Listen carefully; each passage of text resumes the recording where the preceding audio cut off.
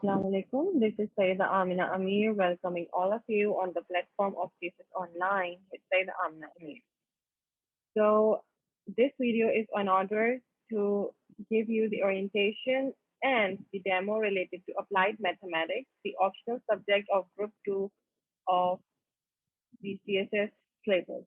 So the one who are thinking to opt applied mathematics as their optional subject should go through this video very carefully. And if you still have any confusion, you can WhatsApp me on the number given in the description below. Thank you. है वो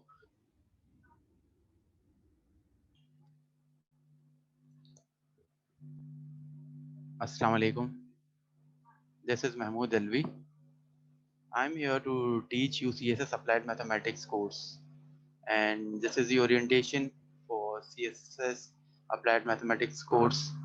ये course जो है high scoring है, इसीलिए जो है engineering background और जिसको मैथमेटिक्स में इंटरेस्ट है उसे ज़रूर लेना चाहिए.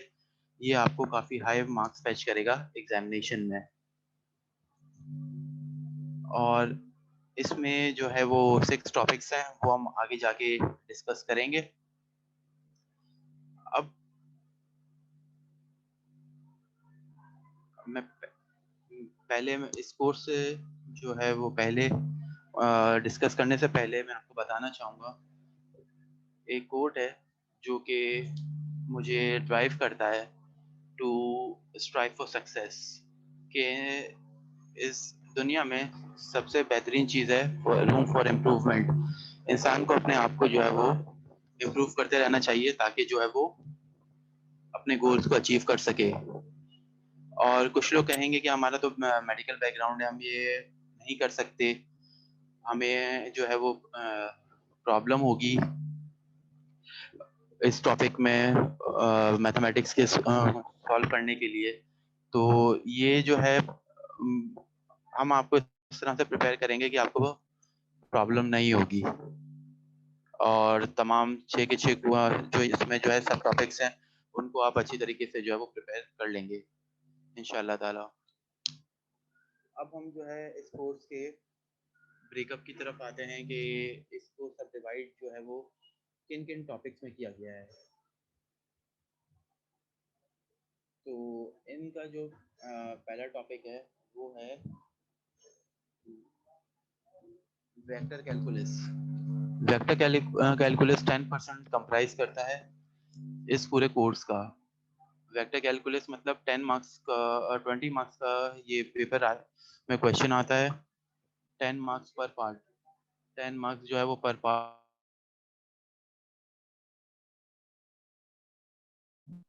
और इसमें हम वेक्टर एनालिसिस में हम जो पढ़ेंगे वेक्टर अलजेब्रा. सर आपकी आवाज कट रही है, इसमें डिस्टॉर्शन हो 3 रही जो है. है वो मेन टॉपिक्स हैं. फिर इनमें जो है आप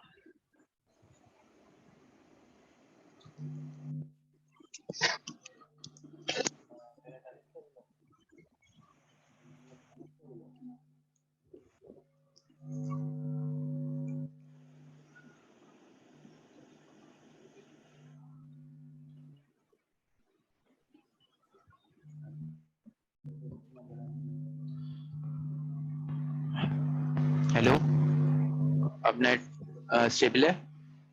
जी बेहतर है, आप कंटिन्यू कर सकते हैं. जी, तो इसमें जो पहला टॉपिक है वो है वेक्टर कैलकुलस का. अब वेक्टर अलजेब्रा में 2 चीजें होती हैं, स्केलर और वेक्टर प्रोडक्ट्स.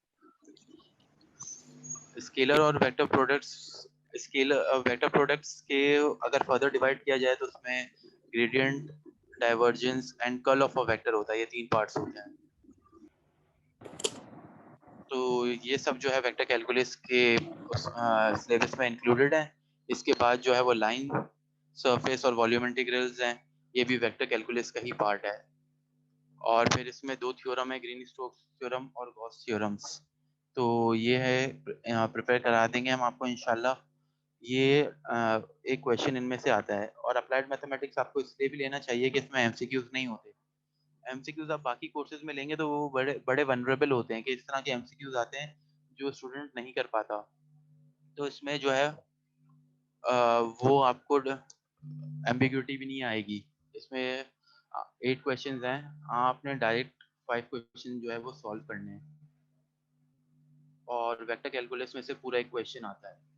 इसी तरीके से स्टैटिस्टिक्स का कोर्स है, इसमें से एक क्वेश्चन आता है कंप्लीट। डायनामिक्स के कोर्स में से एक क्वेश्चन जो है वो पेपर में आता है। फिर इसके बाद ऑर्डिनरी डिफरेंशियल इक्वेशन है, इनमें से 2 क्वेश्चन पेपर में आता है। फूरियर सीरीज और पार्शियल डिफरेंशियल को मिला के एक क्वेश्चन आता है और न्यूमेरिकल मेथड के 2 क्वेश्चन आते हैं। अब मैं आपको ये बताना चाह रहा हूँ कि अगर ये हम न्यूमेरिकल मेथड, फूरियर सीरीज और ऑर्डिनरी डिफरेंशियल इक्वेशन बहुत अच्छे से कर लें तो हमें वेक्टर कैलकुलस, स्टैटिस्टिक्स और डायनामिक्स करने की जरूरत नहीं है। अब यहाँ पे जो है वो स्टूडेंट्स बोलेंगे कि हमें तो पूरा आप जो है वो कोर्स कंप्लीट करें। तो पूरे कोर्स कंप्लीट करने का जो है वो मैं स्टूडेंट्स को इसलिए रिकमेंड नहीं करता क्योंकि जब एग्जाम में 2 आवर्स का ब्रेक होता है और आप इतने एग्जॉस्ट हो चुके होते हो एग्जाम, बाकी जो है 8 एग्जाम्स देके कंटिन्यूस सुबह और दोपहर, तो उसमें एनर्जी आपकी सारी ड्रेन हो जाती है। हम जो इस कोर्स में क्वेश्चंस टॉपिक्स करवाएंगे वो न्यूमेरिकल मेथड करवाएंगे, उससे आपके 2 क्वेश्चंस हो जाएंगे। ऑर्डिनरी डिफरेंशियल इक्वेशंस करवाएंगे, उससे 2 क्वेश्चंस हो जाएंगे। फोरियर सीरीज करवाएंगे, उससे एक क्वेश्चन हो जाएगा और वेक्टर एनालिसिस से एक क्वेश्चन हो जाएगा। तो हम आपको 6 क्वेश्चंस की प्रिपरेशन बहुत अच्छे तरीके से इंशाल्लाह करा देंगे कि आपको एग्जाम में कोई और प्रॉब्लम नहीं हो। इसमें एमसीक्यूज तो है नहीं, तो आपको परेशान होने की जरूरत नहीं है कि एमसीक्यूज दूसरे टॉपिक से आ गया तो आप उस वक्त क्या करेंगे। I hope I am clear अब तक। चलिए अब हम देखते हैं कि न्यूमेरिकल मेथड में क्या है, क्योंकि न्यूमेरिकल मेथड जो है वो काफ़ी आसान है। तो न्यूमेरिकल मेथड से 2 क्वेश्चंस में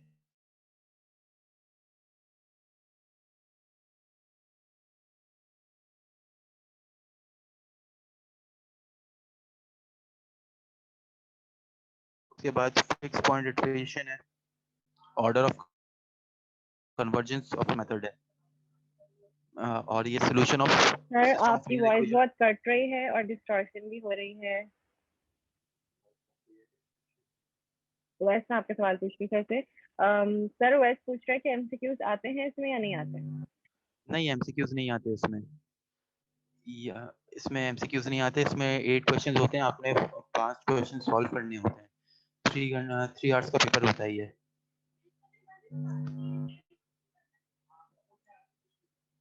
विज इज दैट क्लियर? आपको कुछ और पूछना है? सर आप कंटिन्यू कराने पूछना होगा तो पूछेंगे, नहीं उनको कुछ और नहीं पूछना। Thank you. ठीक है। तो इसके बाद फिर न्यूमेरिकल डिफरेंशियल इक्वेशन से जो है वो एक क्वेश्चन पूरा आता है। तो इस सेक्शन से जो है ना 2 क्वेश्चंस पेपर में आते हैं। फिर इसके बाद फोरियर सीरीज और पार्शियल डिफरेंशियल इक्वेशन है। तो फोरियर सीरीज का एक पार्ट आता है, उसके साथ एक पार्शियल डिफरेंशियल इक्वेशन का पार्ट आता है। तो ऐसा नहीं हो सकता कि अगर आपने फोरियर सीरीज की है तो आप पार्शियल डिफरेंशियल इक्वेशन छोड़ दें। आपको ये पूरा करना पड़ेगा क्योंकि इनके साथ में 2 पार्ट्स आते हैं, तो आपको सॉल्व करने पड़ेंगे वो, ताकि आप एग्जाम में आप सही तरह से सॉल्व कर सकें। उसके बाद ऑर्डिनरी डिफरेंशियल इक्वेशन है, ये काफ़ी आसान है। इसमें अगर आपको इंटीग्रेशन आती है तो ये आपके लिए कोई मसले की बात ही नहीं है, और अगर आपको इंटीग्रेशन थोड़ी बहुत आती है या थोड़ा बहुत याद है तो भी कोई प्रॉब्लम की बात नहीं है, क्योंकि इसमें मैं जो क्वेश्चंस के बीच में इंटीग्रेशन होगी वो मैं आपको सिखाऊंगा। और फिर इसके बाद वेक्टर एनालिसिस है। वेक्टर एनालिसिस भी करना चाहिए क्योंकि ये अच्छा और आसान सा टॉपिक है और एक क्वेश्चन इसका पूरा आता है। ये हमने अभी डिस्कस किया है पूरा के पूरा सिलेबस। इसमें से अगर स्टूडेंट्स को कोई क्यूरीज हैं तो काइंडली वो प्लीज पूछ लें।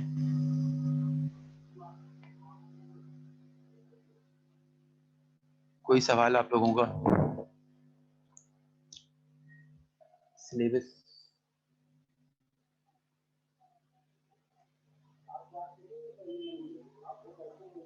नहीं सर कोई सवाल नहीं है, आप कंटिन्यू कर सकते हैं। अभी जो मैं बात कर रहा था ये आप देख सकते हैं। ये पास्ट पेपर जो है 2020 का वेक्टर एनालिसिस का क्वेश्चन नंबर 1 आया हुआ है।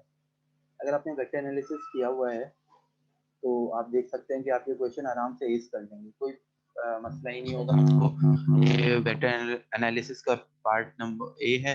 फिर दूसरे में इन्होंने जो है वो ऑक्टेंट, फर्स्ट ऑक्टेंट में रखना है। ये जब आप सॉल्व करेंगे तो ये जब मैं आपको सिखाऊंगा तो ये इजीली सॉल्व हो जाएगा।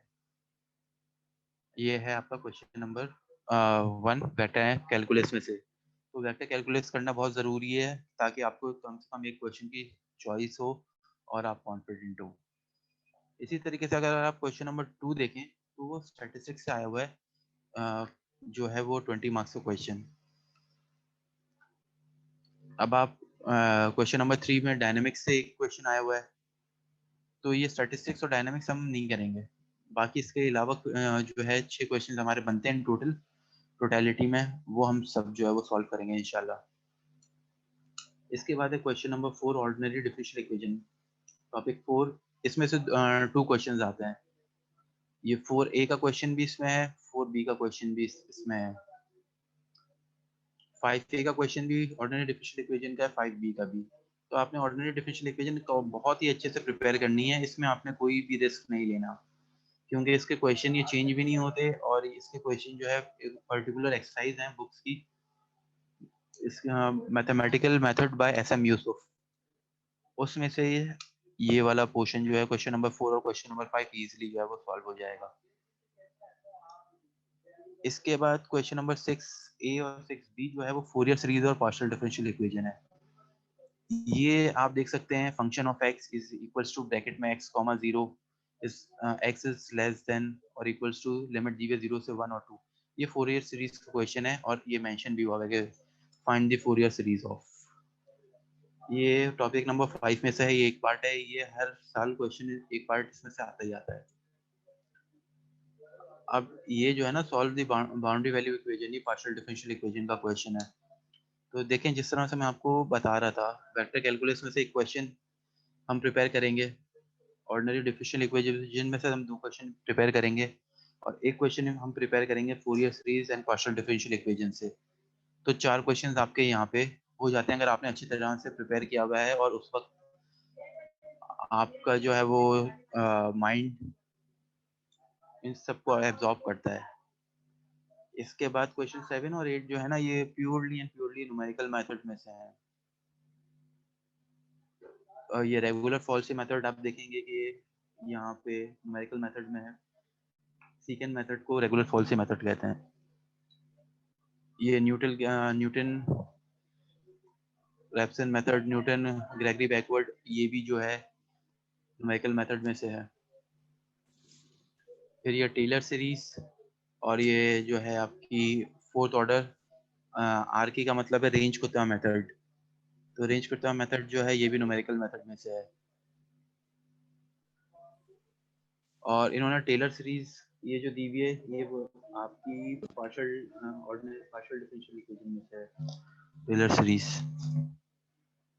तो ये आप सॉल्व करेंगे तो आपके 6 क्वेश्चन हो जाते हैं। इसमें एमसीक्यूज नहीं होता, तो आपको जो है वो कोई भी प्रॉब्लम नहीं होनी चाहिए। 60 से 70 मार्क्स इंशाल्लाह आप फैच कर सकते हैं अगर आपने बहुत अच्छे तरीके से उसको प्रिपेयर किया हुआ हो।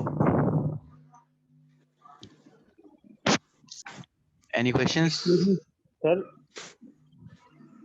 सर जी जी जी सर बोलिए। एक क्वेश्चन था सर। लोग इसके बारे में कहते हैं कि मतलब अप्लाइड मैथमेटिक्स में जो है या तो 0 मार्क्स आ जाते हैं या फिर क्या नाम है फुल मार्क्स आ जाते हैं। तो मेरा ये सवाल है कि इसमें अगर हम मेथड जो हम करते हैं उसमें वो सही हो, मतलब थोड़ी सी माइनर सी मिस्टेक हो जाए जिसकी वजह से हमारी आंसर गलत आए तो पूरा क्वेश्चन गलत हो जाएगा इसमें। मतलब हमें देखें जो हमने जहाँ तक सही करा है वहाँ तक मार्क्स नहीं मिलेंगे। देखें ये जो आप कह रहे हैं जीरो, आपने किसी के उसमें मार्कशीट में जो जो लोग पास हुए हैं, जो अपनी ट्रांसक्रिप्ट शेयर करते हैं, आपने किसी में देखा हो कि किसी का जीरो हो या किसी का जो है वो, अगर इसमें पूरे मार्क्स मिलने चाहिए तो इसका जो मार्क्स हैं वो तो ऐसे होने चाहिए 70 80, बीच में 75 65 67 तो ऐसे होने नहीं चाहिए। आप जी बात जी समझ रहे हैं बिल्कुल मेरी? बिल्कुल बिल्कुल। अगर आप कह रहे हैं कि ये स्टूडेंट्स का जो कॉन्सेप्ट है कि 10 या तो 10 मिलेंगे या 0 मिलेंगे, तो फिर हमारी बिल्कुल मार्किंग तो 60s में, 70s में, 80s में, 40s में होनी चाहिए, बीच में मार्क्स नहीं होने चाहिए। अब ये आपके ऊपर है कि आपने कहाँ तक सही किया है और कहाँ से गलत किया है। तो जहाँ तक सही होता है वहाँ सर। तक एग्जामिनर मार्क्स देता है। अगर आपका सेकंड स्टेप भी सही है में ही गलती है, तो वो तो आपको 1-2 मार्क्स ही देगा। अगर आपके आंसर में प्रॉब्लम है तो वो जो है वो मार्क्स आपके वहाँ उसके अकॉर्डिंगली डिडक्ट करेगा। सही, ठीक है, थैंक यू। आप कोई और क्वेश्चन किसी का?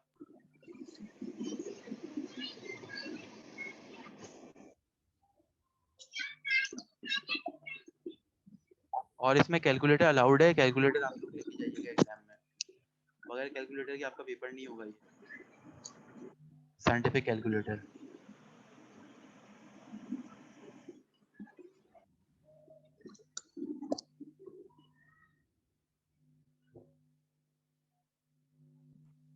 ठीक है, किसी का फर्दर क्वेश्चन नहीं है तो आप कंटिन्यू कर सकते हैं। तो ये देखिए डेमो, ये जो है Newton Raphson method past papers में मैंने सॉल्व किया हुआ है। हम पास्ट पेपर्स आपको से ही क्वेश्चन सॉल्व कराएंगे। इससे ये होगा कि will kill two birds with a single stone, कि आपको खुद भी सॉल्व नहीं करना पड़ेगा पास्ट पेपर्स में से। जैसे ये न्यूटन रैप्सन मेथड है, तो इसमें से 2-3 क्वेश्चन मैं सॉल्व करवा दूंगा, बाकी जितने भी न्यूटन रैप्सन मेथड के क्वेश्चन है वो मैं आपको एज असाइनमेंट दे दूंगा। तो इससे न्यूटन रैप्सन मेथड के काफी क्वेश्चन आए हुए हैं। आप इसको देखेंगे 2000 से लेके अभी 2021 तक, तो इसको ऑल्टरनेट क्वेश्चन आता है। और इसके करने के तरीका भी इसका जो है वो काफी आसान है।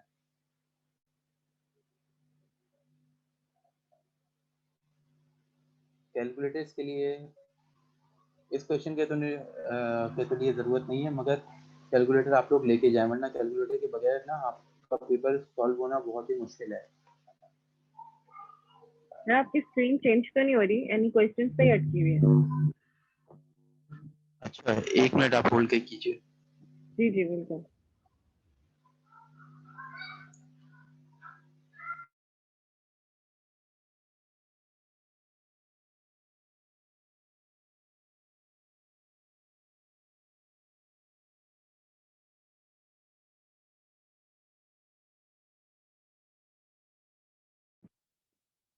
अगर अभी तक यहाँ तक किसी को कोई भी इशू है किसी चीज से भी रिलेटेड तो पूछ सकता है, ठीक है। You can also open your mic and ask.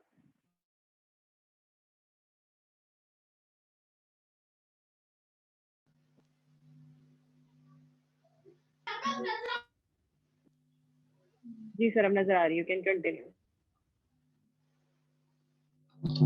देखिए ये न्यूटन रैप्सन मेथड है, ये 2000 से 2020 के पेपर्स में बहुत आया हुआ है। तो हम ये करेंगे कि मैं आपको 2-3 क्वेश्चंस जो है ना हर टॉपिक में से करवा दूंगा। बाकी जो पास्ट पेपर से क्वेश्चंस हैं वो आप सॉल्व करेंगे और मुझे सेंड कर देंगे, तो मैं इसका आपको सॉल्यूशन सेंड कर दूंगा। तो हम जो है ये क्वेश्चन सॉल्व करने के ऊपर जो है वो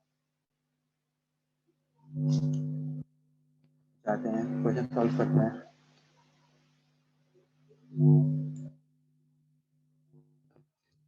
क्वेश्चन है 2011 का, यूज न्यूटन मेथड। इसने आपको मेथड बता दिया है कि आपने कौन सा मेथड यूज करना है। और आपका क्वेश्चन ये है 3x³ + 4x² - 8x + 1, जो मैंने fx में लिखा हुआ है। यहाँ तक किसी को प्रॉब्लम है?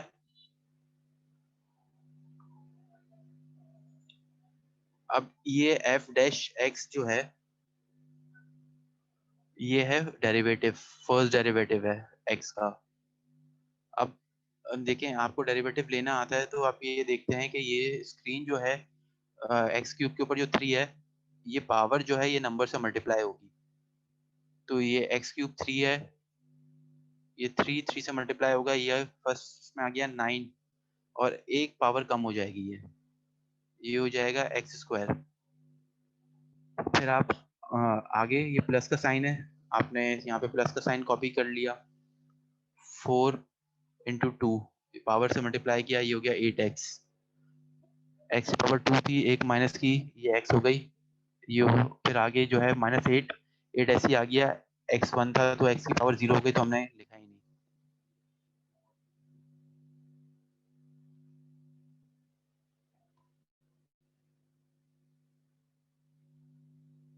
यहाँ तक आपको समझ में आया है?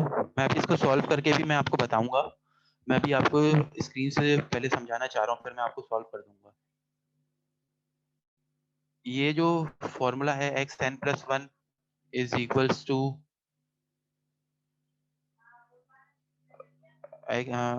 xn माइनस fx और डिवाइड में x का डेरिवेटिव। ये न्यूटन रैप्सन का ये वाला जो है ना, ये फॉर्मूला है। अब हमें इसको सॉल्व कैसे करना है?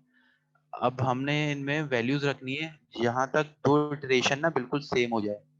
जहां दो इटरेशन सेम हो जाएंगी ना, वहां हम आंसर को स्टॉप कर देंगे और आंसर उसको आंसर कर देंगे, जो है वो लिख देंगे।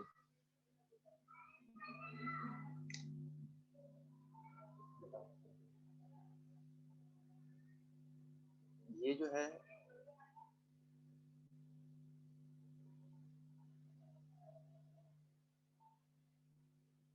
ये फॉर्मूला है न्यूटन रैप्सन का। पहले हम किसी भी क्वेश्चन को स्टार्ट करते हैं 0 वैल्यू रख के। अब आप ये देखिए कि ये x0 की वैल्यू है, xn है, तो n पे अगर आप 0 रखेंगे तो x0 हो जाएगा ये। Sir, we're ये just trying x0 to why we put 0 first, like why we take x value 0 first. ताकि इसका आंसर जल्दी आ जाए। ये अभी आप इसमें कैलकुलेटर वैल्यू रखेंगे ना, तो 1 मिनट अजान ब्रेक ले लें, अजान हो रही है। Sure, sir.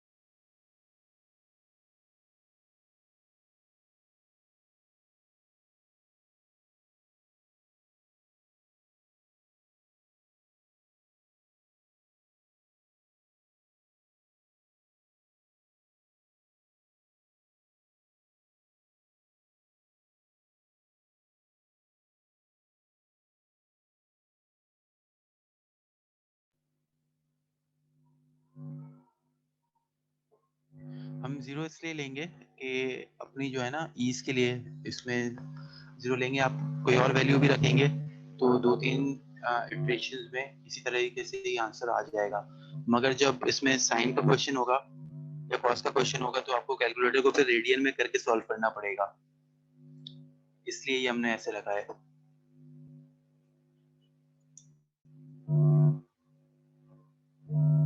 हेलो,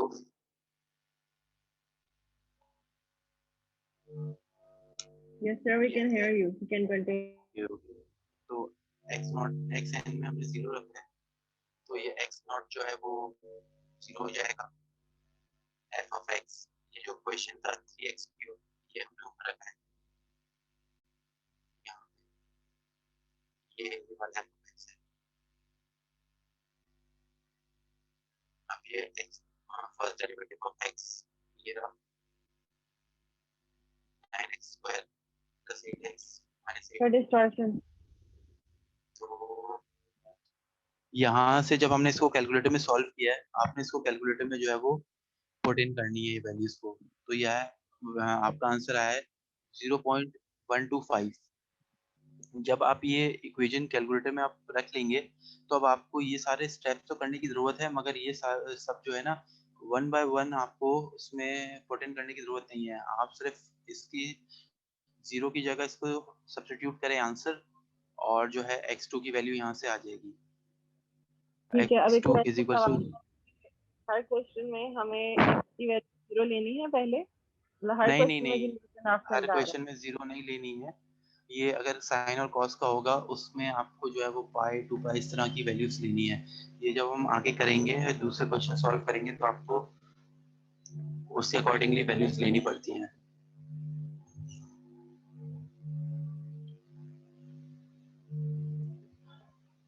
जैसे जो साइन एंड कोसेक्स ट्रिग्नोमेट्रिक फंक्शन होगा ना, उसमें हमें रेडियंट में कैलकुलेटर को का फंक्शन करके पाई 2 पाई की वैल्यूज रखनी होती है। जब हम वो साइन का फंक्शन ट्रिग्नोमेट्रिक का फंक्शंस करेंगे उसमें मैं आपको जो है वो बता दूंगा।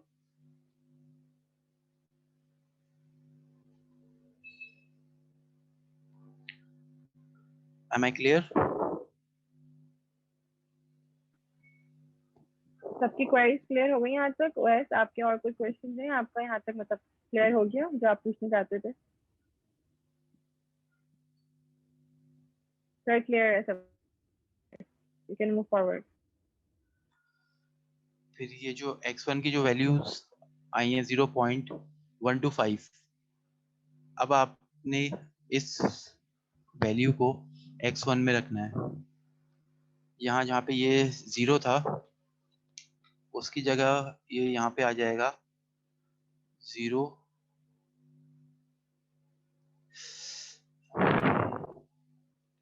यहाँ आ जाएगा 0.125 माइनस ये फंक्शन उसका डेरिवेटिव, और फिर ये x2 की वैल्यू आ जाएगी। ये अभी मैं आपको सॉल्व करवाता हूँ पेपर पे लिख के, बोर्ड पे लिख के। तुम बोर्ड खोलो।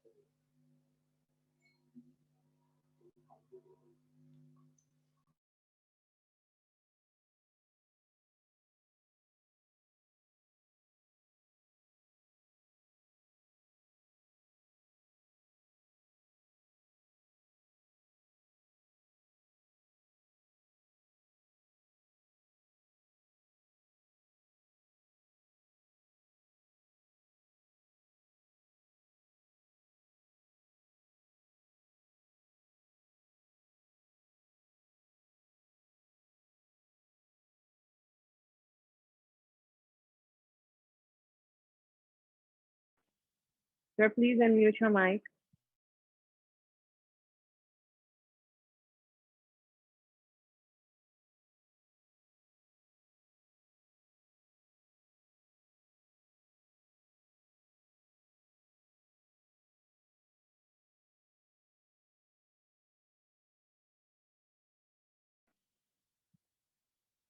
सर आपका माइक म्यूट है।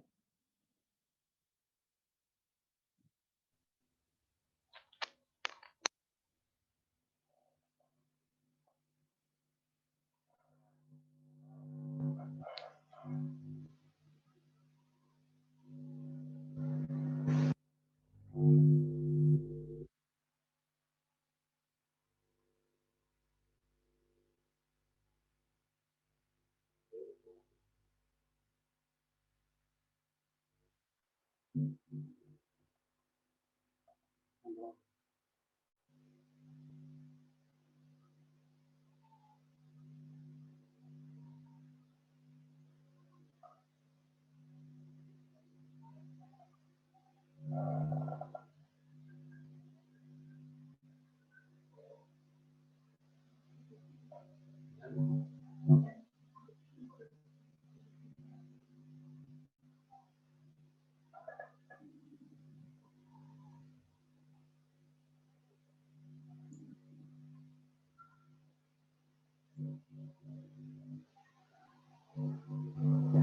the screen visible to everyone?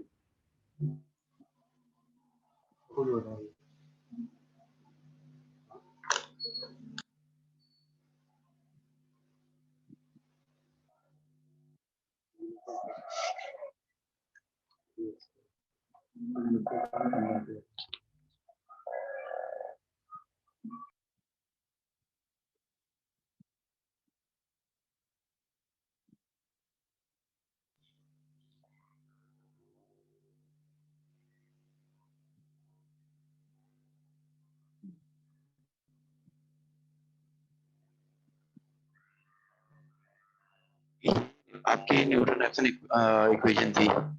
अब इसका फर्स्ट डेरिवेटिव होगा f के ऊपर डैश, तो इससे पता चल जाएगा ये फर्स्ट डेरिवेटिव का निशान है, इज इक्वल टू ये 3 जो कोफिशिएंट था उसके साथ जो इसकी पावर है 3 इंटू 3 9 और 3 minus 1 2 plus 4 into multiplication with the power 4 2 8 into x minus 8। ये आपके पास आ गया फर्स्ट डेरिवेटिव। अब इसके बाद इसका न्यूटन रेफसन का फॉर्मूला है x n plus 1 is equals to x n minus f of x divided by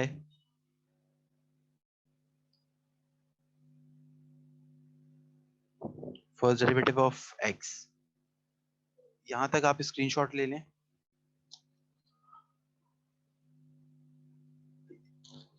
पहले हमने जो है इसकी इक्वेशन लिखी जो क्वेश्चन में गिवन थी, फिर उसके बाद हमने इसका फर्स्ट डेरिवेटिव लिखा, फिर ये x n प्लस 1 ये जो है ये फॉर्मूला है न्यूटन रेफसन का, ये आप लोग नोट कर लें। फिर इसके बाद हम इस फॉर्मूले को आगे जो है वो प्रोसीड करेंगे। हमने जो ये एक्स एन लिखा है, पहले हम इस पे जीरो जो है वो जीरो एन की वैल्यू जीरो रखेंगे ताकि हमारे पास x1 आ जाए, फिर x2 आ जाए, फिर x3 आ जाए। इस तरह से हमें जो है वो x1 निकालना है, x2 निकालना है, x3 निकालना है, और ये सिलसिला तब तक चलेगा जब तक हमारी इटरेशन x3 x4 सेम नहीं हो जाए या x4 x5 सेम नहीं हो जाए, और हमें इसके ना 4 डिजिट्स तक निकालना है। अब ये देखें, ये जो फॉर्मूले में एक्स एन प्लस 1 जब आप n को 0 रखेंगे तो यहाँ पे ये हो जाएगा x1 is equals to x naught minus f of x और f first derivative into x naught minus into 3 multiply by 0 power cube plus 4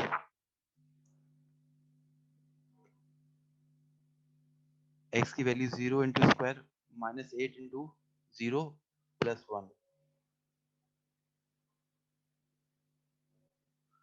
अब ये जो हमने इसका फर्स्ट डेरिवेटिव फाइंड किया था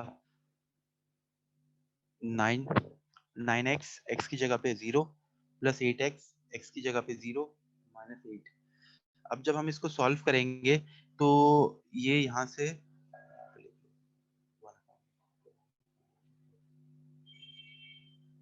जब हम इसको सॉल्व करेंगे तो ये रह जाएगा 1/8, 0 कैंसिल आउट हो जाएगा, 3 मल्टीप्लाई बाय 0 ये 0 हो जाएगा, 4 मल्टीप्लाई बाय 0 ये 0 हो जाएगा। जहाँ जहाँ 0 है वो टर्म पूरी 0 हो जाएगी। जो हमारे पास लेफ्ट ओवर होगा वो 1/8 होगा। अब जब आप 1/8 को डिवाइड करेंगे तो x1 आपके पास एज एन आंसर आएगा 0.125।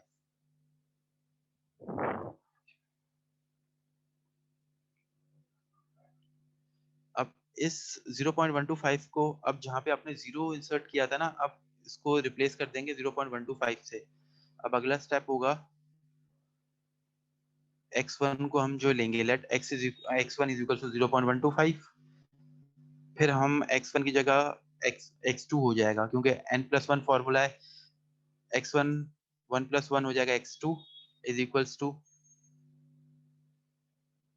x1 minus 5 f of x divide upon first derivative of x।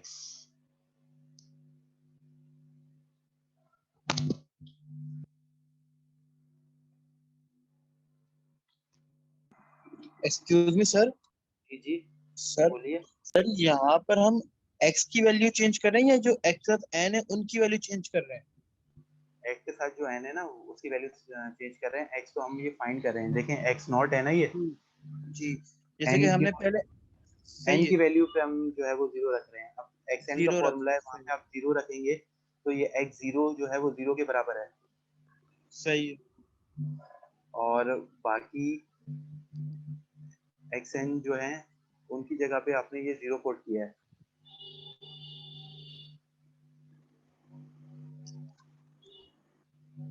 एक आप तो कंफ्यूज हो रहे हैं, यहाँ पे जो एक स्टेप में और ऐड कर देता हूँ।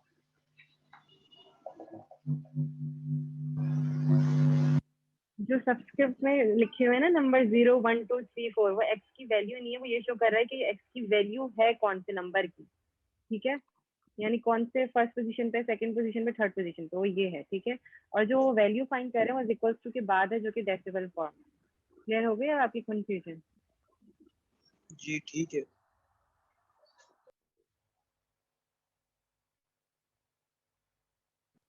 आप कंटिन्यू करिए सर।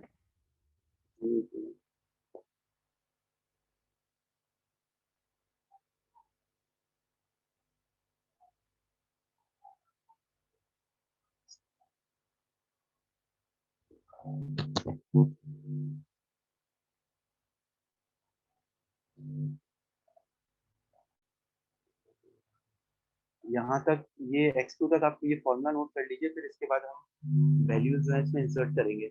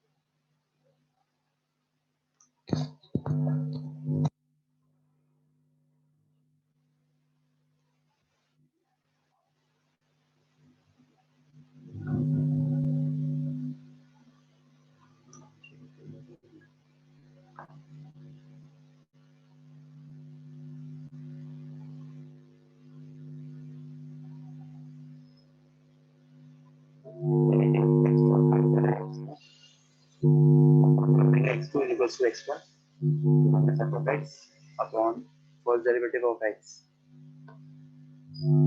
x1 की जगह ये जो हमने ऊपर वैल्यू जो है वो फाइंड आउट की थी 0.125, इस बीच में माइनस का साइन और फंक्शन हम आप लिखेंगे 3 इंटू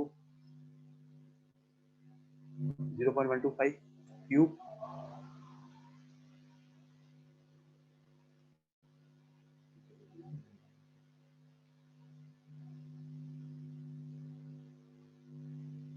प्लस 4 इंटू 0.125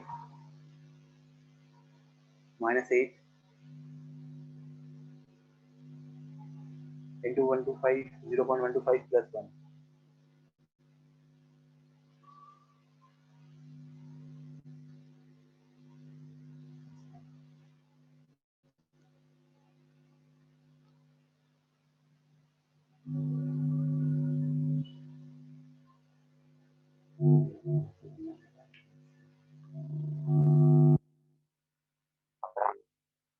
अब इसके जो फंक्शन हमारे पास आया था 9x का, तो यहाँ पे x की value 0.125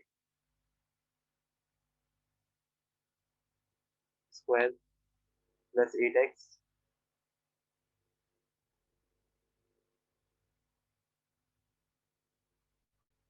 zero point one two five minus 8। मतलब आप इसको सॉल्व करेंगे तो इसका आंसर आएगा एक्स स्क्वायर, x2 आ जाएगा 0.1349 और आप ये 4 डिजिट्स तक ही जो है इसको राउंड ऑफ कीजिएगा।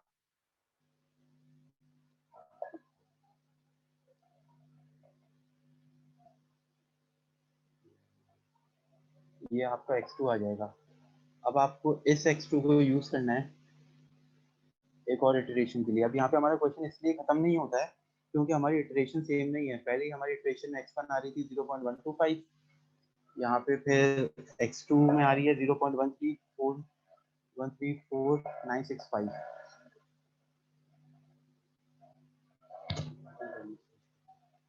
अब हम यहाँ पे जो है हमारा x2 हो जाएगा 0.134।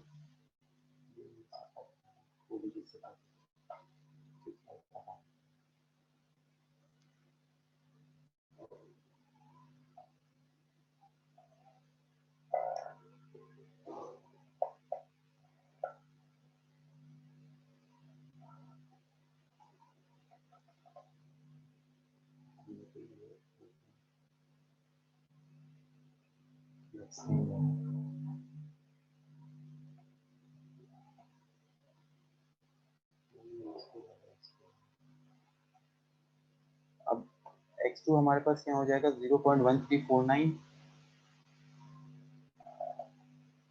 ये x2 जो है ये x3 हो जाएगा, ये x1 यहाँ पे x2 हो जाएगा। अब ये जो हमने 0.125 वैल्यू रखी थी ना, इसकी जगह पे हम ये वैल्यू रखेंगे 0.1349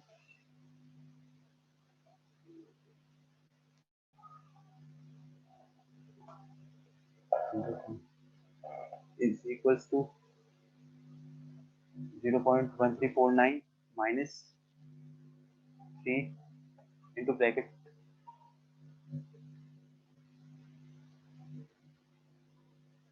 0.1349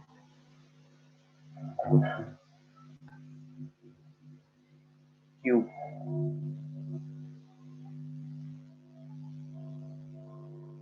plus 4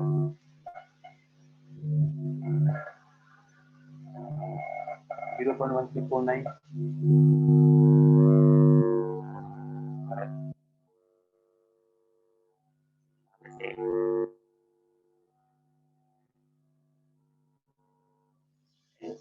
into bracket 0.1349 plus 1।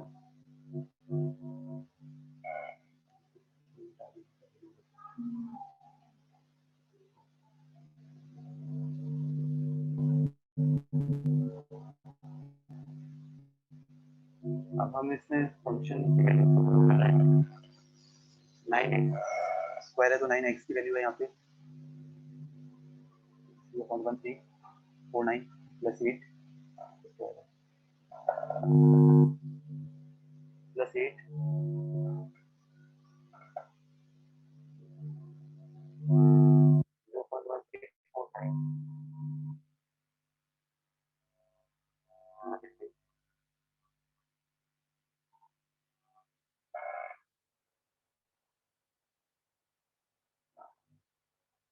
जब आप इसको कैलकुलेटर में सॉल्व करेंगे इस फंक्शन को, तो इसकी वैल्यू आएगी 0.135 एक्स आपके पास आएगा।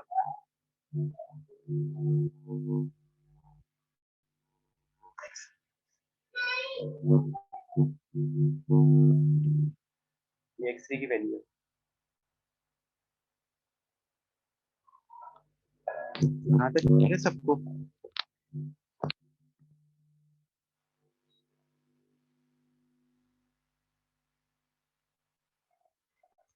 यहाँ तक क्लियर है सबको?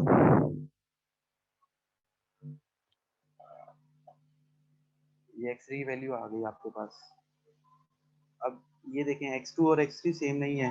वो था x2 था आपके पास 0.1349, x3 है 0.1350। तो एक डिजिट का जो है वो अभी भी फर्क आ रहा है, तो हमें एक और इटरेशन करनी पड़ेगी। हमें कम से कम 4 डिजिट्स रखने हैं पॉइंट के बाद। हम ऐसा नहीं कर सकते कि हम सिर्फ 2 डिजिट्स रखें और अपनी इटरेशन को जो है 2 स्टेप्स में खत्म कर दें। कम से कम 4 डिजिट्स आपने रखने हैं।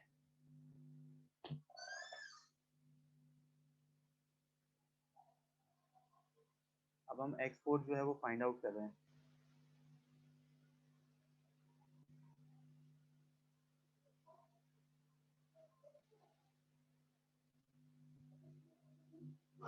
x4 यहाँ पे आ जाए। अब ये जो वैल्यू है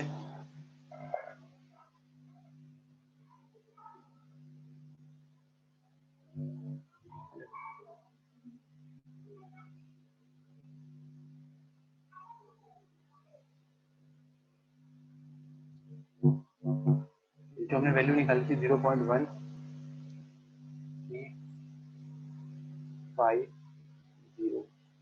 उसी मेथड के थ्रू जो है वो हम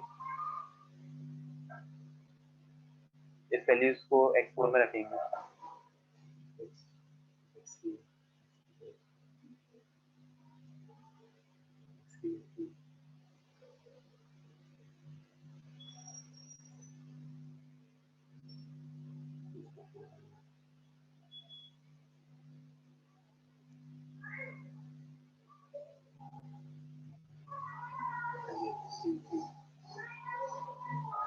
अब इसके लिए जो फॉर्मूला बनेगा न्यूटन रैफसन मेथड में, वो बनेगा x4 is equals to x3 minus f of x into first derivative of x। अब ये 0.1349 जहाँ पे है उसकी जगह पे हो जाएगा 0.13।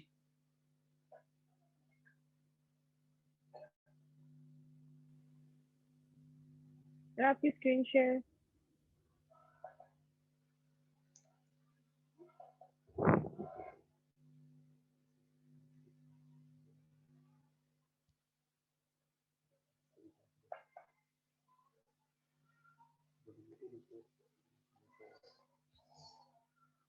0.1350 माइनस 3 0.13।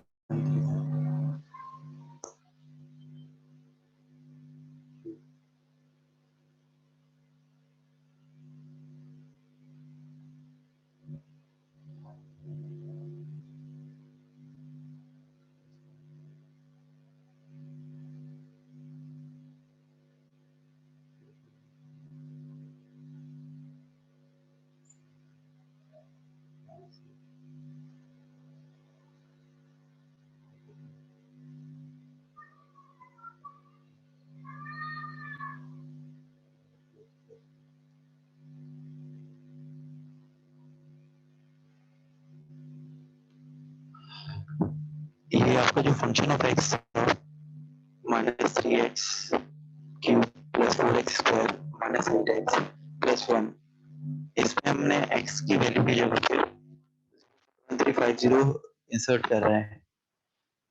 अब हम नीचे जो है और function of first derivative of x है 9x स्क्वायर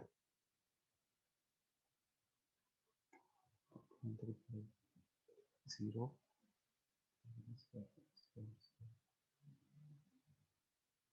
प्लस 8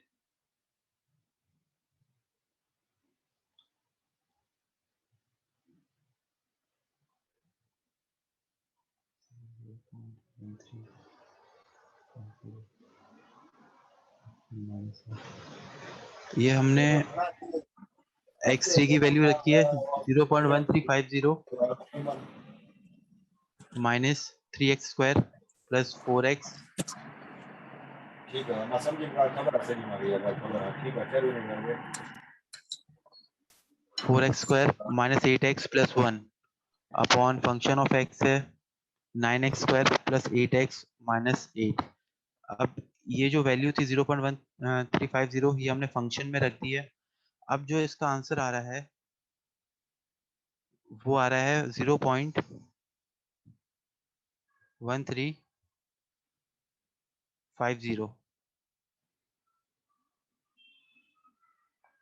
अब आप देखेंगे कि x3 और x4 जो है ना वो सेम हो गया है, तो यहाँ से आगे आपने सॉल्व नहीं करना है, यही आपका आंसर है। तो आपको आंसर लिखने का इसका मेथड है, वो मेथड है कि आपने इसको मेंशन करना है कि इसका जो गिवन रूट पूछ रहा था वो गिवन रूट क्या है।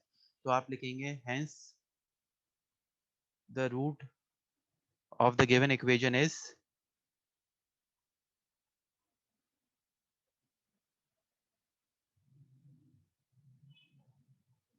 x is equals to 0.1350। तो ये आपका आंसर हो जाएगा। और अगर आपने इसी तरीके से पूरा सही किया तो आपको 10 मार्क्स जो है वो मिल जाएंगे। अगर बीच में कहीं गड़बड़ की है तो वहां पे जो है वो आपका रूट ही सही नहीं आएगा।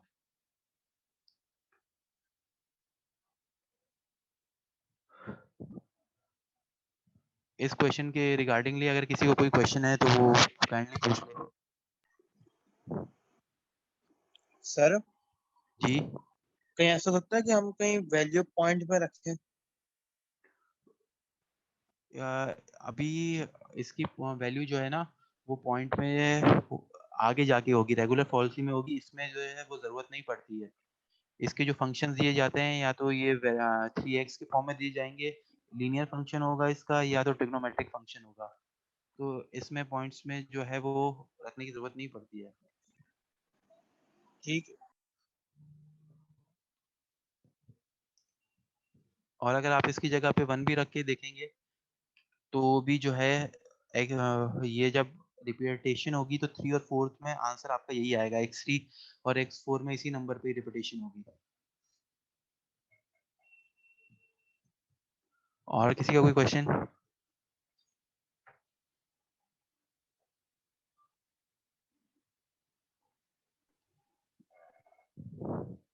नहीं सर।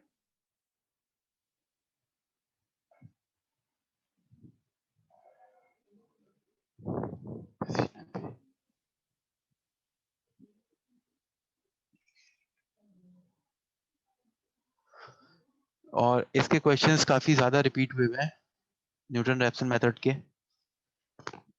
आप इसके जो जब पास्ट पेपर एनालिसिस करेंगे तो इसका तकरीबन जो है हर साल क्वेश्चन आया हुआ है, और 2016 से एक साल छोड़कर क्वेश्चन आया हुआ है।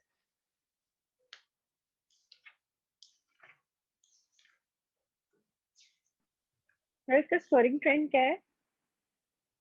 ये अगर आपने सही किया तो इसका बहुत अच्छा स्कोरिंग ट्रेंड है, अगर ब्लंडर्स किए हुए बीच में तो फिर जो है प्रॉब्लमेटिक है ये। और रिपीटेड पैटर्न है इसका पास्ट पेपर से अगर हम क्वेश्चंस देखें? इसके जी, क्योंकि इसके क्वेश्चंस जो है ना वो बुक में से ही आते हैं, राइट। और अगर आपने वो एक्सरसाइजेस सॉल्व की हुई हैं तो क्वेश्चंस रिपीट होते हैं। अब आप इसमें देखेंगे भी तो न्यूटन रैप्सन मेथड है, उसमें या ज़्यादा से ज़्यादा ये लीनियर इक्वेशन देंगे तो इक्वेशन चेंज कर देंगे, बाकी और सही कुछ चेंज सही। नहीं हो सकता। बाकी साइन और कॉस का जो ट्रिग्नोमेट्रिक फंक्शन है वो 2 साइन माइनस 3 है, कॉस की जगह पे पहले कॉस आ जाएगा फिर साइन आ जाएगा। इस तरह की माइनर सी चेंजेस हैं, और कोई चेंजेस नहीं है।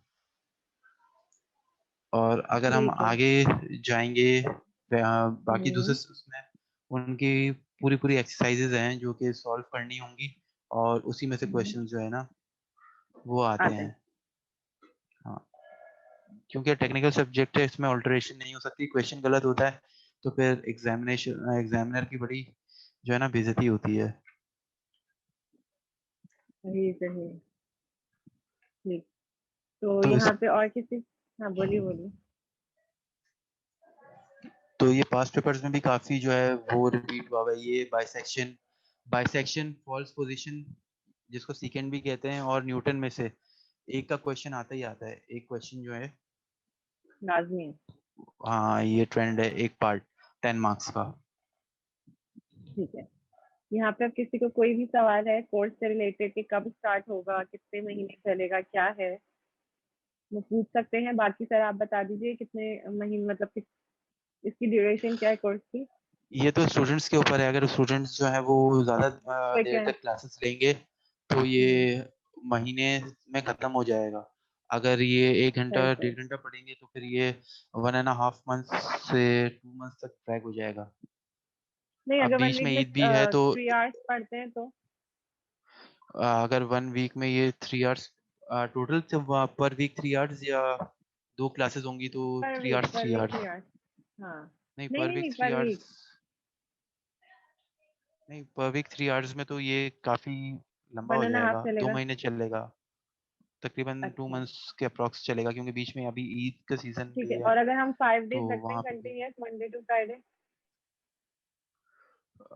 मंडे टू फ्राइडे करते हैं तो 1 महीना 1.5 काफी है। हो हाँ, जाएगा। ठीक है। 1 महीना तो अगर बिल्कुल। सही है। 5 वीक और 6 वीक्स तक हो जाएगा। सही है। ठीक है। तो फीस जो है एक्चुअली ओरिजिनल जो मतलब कोर्स की फीस थी वो 6,000 थी, बट डिस्काउंट की बाद जो कि 20% ऑफ है सेशन के लिए, तो वो है 4,800। ठीक है। तो अगर आप इसे कोई भी इनरोल करने का मतलब चाह रहा है तो वो व्हाट्सएप वाले ग्रुप पे मैसेज कर दे। ठीक है। बाकी ये जो वीडियो है मैं यूट्यूब पे अपलोड कर दूंगी, तो वहाँ पे भी कॉन्टेक्ट नंबर आप लोगों को मिल जाएगा। ठीक है। और और बाकी ये कोई भी भी हो इशू है सकता है तो कि ग्रुप में सर हैं, आप उनसे पूछ सकते हैं। जी बोलिए। और संडे को जो है वो हम दिन में भी कर सकते हैं, क्योंकि कुछ स्टूडेंट्स कह रहे थे कि अगर संडे को हम्म। 12 बजे के बाद क्लास हो जाए तो हम्म। वो भी एक वायबल ऑप्शन है कि सब घर में ही होते हैं बिल्कुल। संडे को दोपहर में। शाम में जाना होता है किसी ना किसी को, तो मिस भी नहीं होगी क्लास। और अगर आपकी क्लास में होती भी है तो मैडम आपको जो है वो रिकॉर्डिंग्स का एक्सेस तो दे रही हैं, हाँ, जो जो क्लास तो होगी आप उसकी रिकॉर्डिंग रिकॉर्डिंग भी ले होगी और सकते आप हैं। लोगों को उसका एक्सेस मिलेगा। ठीक है। एग्जाम तक मिलेगा, तो टेंशन की बात नहीं है। और ठीक है, तुबा आपका कोई सवाल है और ऐसा आपको आपके और कोई क्वेरी है आप दोनों की। इस एग्जाम में इस पेपर में एमसीक्यूज नहीं आते, तो ये एक जो है वो अच्छी बात अच्छा है। कोर्स है लेने के लिए। बिल्कुल। ठीक है, तो आई होप आप सब लोगों की क्वेरीज सॉल्व हो चुकी होंगी। ठीक है। जिसको रजिस्ट्रेशन कराना है वो बता दे। सर आप क्लासेस कब से स्टार्ट करेंगे। कल से इंशाल्लाह। कल से? कल क्या है, संडे। सर कल मंडे से स्टार्ट करते हैं। एक्चुअली 2 दिन दे बच्चों को रजिस्ट्रेशन के लिए। ठीक है। चलने ठीक है। ठीक है, तो क्लासेस मंडे से स्टार्ट होती हैं। सही है। 1.5 आवर की क्लासेस होंगी। और इसमें एमसीक्यूज में सर बता चुके हैं और पूरा सिलेबस डिस्कस कर चुके हैं। सर के पढ़ाने का तरीका आप देख चुके हैं। फर्दर आपको कोई क्वेरीज है तो व्हाट्सएप का ग्रुप है, वहाँ आप पूछ सकते हैं सर से। और सर से डायरेक्टली भी पूछ सकते हैं, वहाँ पे सर का नंबर मौजूद है। तो thank you for being here, and जिनको रजिस्ट्रेशन करानी हो प्लीज व्हाट्सएप ग्रुप पे बता दीजिए। ठीक है। Take care and